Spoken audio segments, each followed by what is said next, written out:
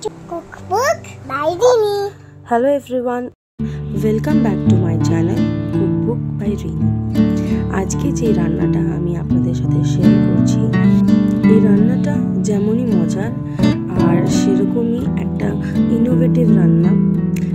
সবসময় শাক মানে ঝোল বা ভাজা না করে এই ধরনের একটুখানি মুসুরির ডাল দিয়ে বা যে কোনো অন্য ডাল দিয়ে করে দেখতে পারেন। এটার জন্যে প্রথমে আমরা কুচো কলমি শাক নিয়ে নিয়েছি, তার মধ্যে বেশ কিছুটা রসুন অ্যাড করছি।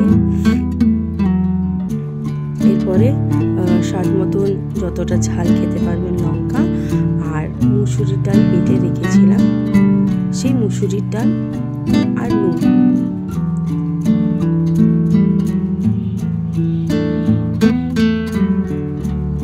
এরপরে হলুদ অ্যাড করছি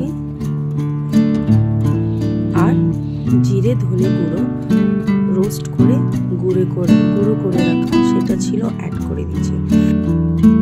তারপরে শাকের সাথে আমরা যা যা মিক্স করেছি ওইগুলো সবকটা একসাথে আমরা মেখে নেব।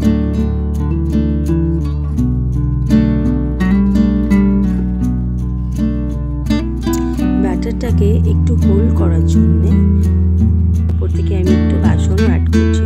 আপনারা চাইলে এর মধ্যে কর্নফ্লাওয়ার বা চালের গুঁড়ো অ্যাড করতে পারেন, কিন্তু আমি একদম সিম্পল বেসন অ্যাড করেছি। আর একটা প্লেটের মধ্যে এবারে আমি কিছুটা পোস্ত গুঁড়ো ছড়িয়ে নিয়েছি। আপনারা চাইলে আরও বেশি করে পোস্ত গুঁড়ো ছড়াতে পারেন। এরপরে বড়াগুলো একটু একটু হাতে করে নিয়ে ওই পোস্তর মধ্যে এই পিঠ আর ও পিঠ ভালো করে লাগিয়ে নেবেন।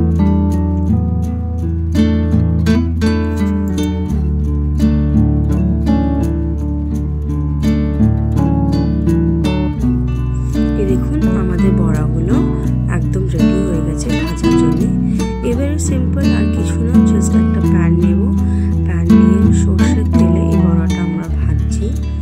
সর্ষের তেল অ্যাড করে তেলটা যেই গরম হয়ে যাবে আমরা এবার বড়াগুলো এক এক করে তেলের মধ্যে অ্যাড করে দেব।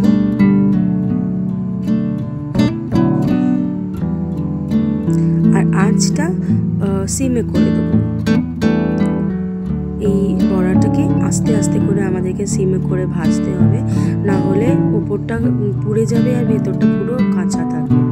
তাই জন্য সিমে যতটা সিমে করতে পারেন আস্তে আস্তে করে বড়াগুলোকে আমরা দু পাশ ধরে ভেজে নেব।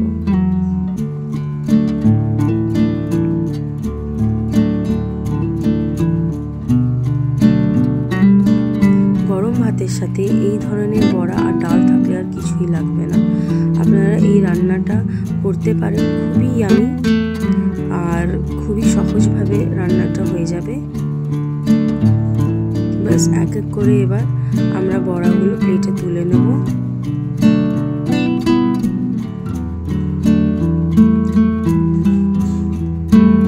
আর গরম ভাতের সাথে বা সন্ধেবেলায় চায়ের সাথে আপনাদের পছন্দের মতন এই বড়াটাকে এনজয় করুন। আর কেমন লাগলো নিশ্চয়ই আমাকে জানাবেন। আশা করি আপনাদের ভালো লাগবে। ট্রাই করলে আমাকে জানাবেন।